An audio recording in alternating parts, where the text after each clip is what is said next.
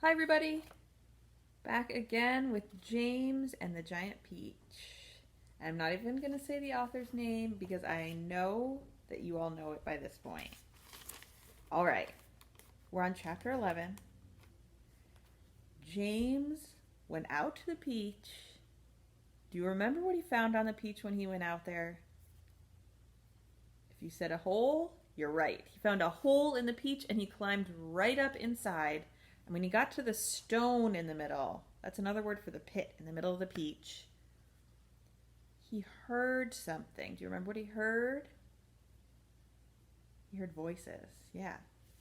And let's see who those voices belong to, because it's pretty weird to hear voices inside of a peach, inside of a giant peach. All right.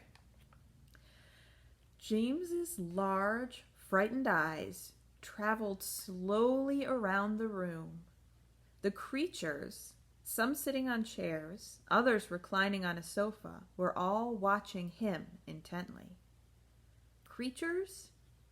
Or were they insects?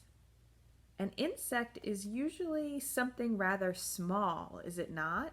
A grasshopper, for example, is an insect. So what would you call it if you saw a grasshopper as large as a dog? As large as a large dog. You could hardly call that an insect, could you?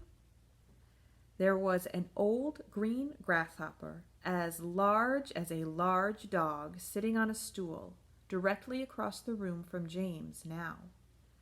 And next to the old green grasshopper there was an enormous spider. And next to the spider, there was a giant ladybug with 9 black spots on her scarlet shell. Each of these 3 was squatting upon a magnificent chair. On a sofa nearby, reclining comfortably in a curled-up position, there was a centipede and an earthworm. On the floor, over in the far corner, there was something thick and white that looked as though it might be a silkworm, but it was sleeping soundly and nobody was paying any attention to it. All right, let's check out this picture of what James sees. Whoa. That is pretty strange to see, huh?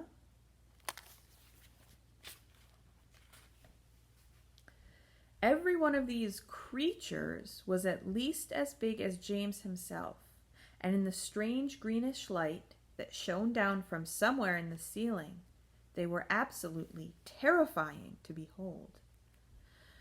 "I'm hungry," the spider announced suddenly, staring hard at James.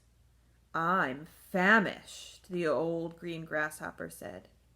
"So am I," the ladybug cried. The centipede sat up a little straighter on the sofa. "Everyone is famished," he said. "We need food."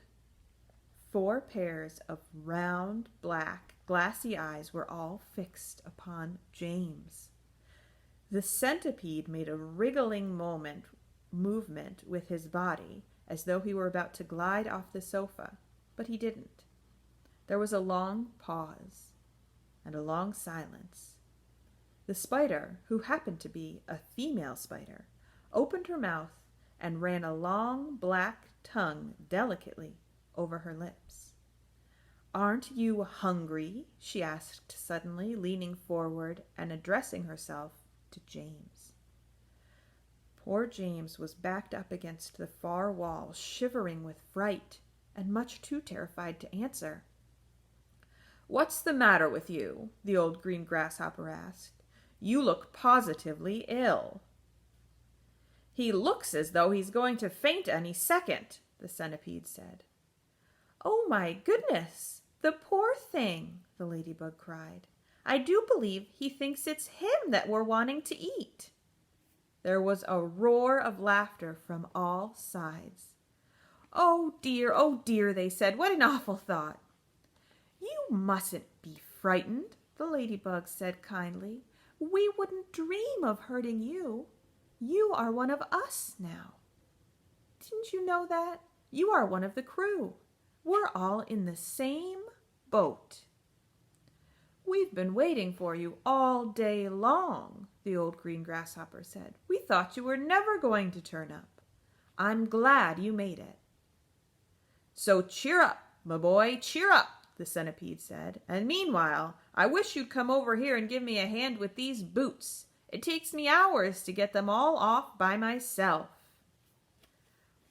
That is the end of chapter 11. Can you believe it? Those bugs seem like they're pretty nice, all those giant insects. I wonder what's going to happen next. Why don't you guys take some guesses at home and see if that's what happens? See you guys on Monday.